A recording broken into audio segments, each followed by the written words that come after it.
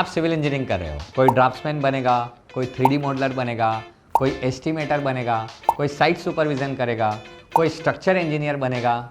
पर पैसा कितना मिलेगा? अगर 2023 में आप ड्राफ्ट्समैन का काम कर रहे हो, यानी कि आप ऑटोकैड में आरसीसी या स्टील के ड्राइंग्स बना रहे हो, तो एज अ फ्रेशर आप एक्सपेक्ट कर सकते हो 7,000 से 9,000,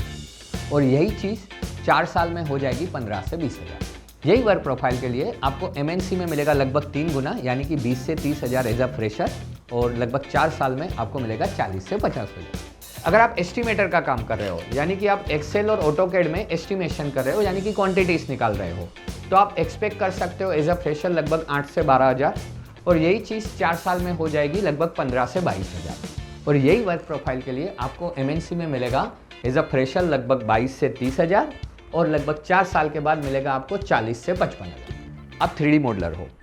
यानी कि आप रेविट में आर्किटेक्ट या इंटीरियर डिज़ाइनिंग का काम कर रहे हो, तो एज अ फ्रेशर आप एक्सपेक्ट कर सकते हो लगभग 9,000 टू 13,000, और यही चीज़ 4 साल में हो जाएगी लगभग 15 से 25,000। और यही वर्क प्रोफाइल के लिए आपको एमएनसी में मिलेगा एज अ फ्रेशर लगभग 25 से 30,000, और 4 साल के बाद मिलेगा लगभग 40 से 60,000। आप साइट सुपरविजन का काम कर रहे हैं, यानी कि आप आर्किटेक्ट और स्ट्रक्चरल ड्राइंग को स्टडी करके लेबर से वो काम करवा रहे हैं, तो उस केस में एज अ फ्रेशर आपको मिल सकता है लगभग 10 से 15,000, और यही चीज़ 4 साल में हो जाएगी लगभग 25 से 30,000।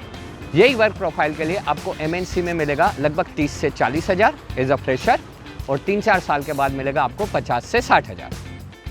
अगर आप 3D मॉडलर का काम कर रहे हो, यानी कि आप फैब्रिकेशन मॉडल बना रहे हो, कनेक्शन डिटेल बना रहे हो, तो फ्रेंड्स आपको एज अ फ्रेशर मिल सकता है 11 से 16,000,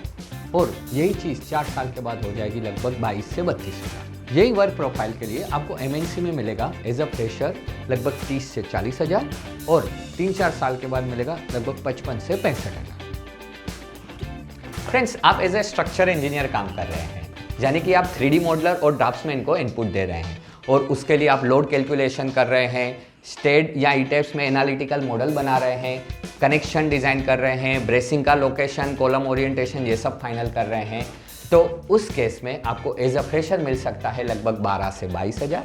और यही चीज़ 3-4 साल में हो जाएगी लगभग 35 से 50,000। और यही वर्क प्रोफाइल के लिए आपको एमएनसी में मिलेगा एज अ फ्रेशर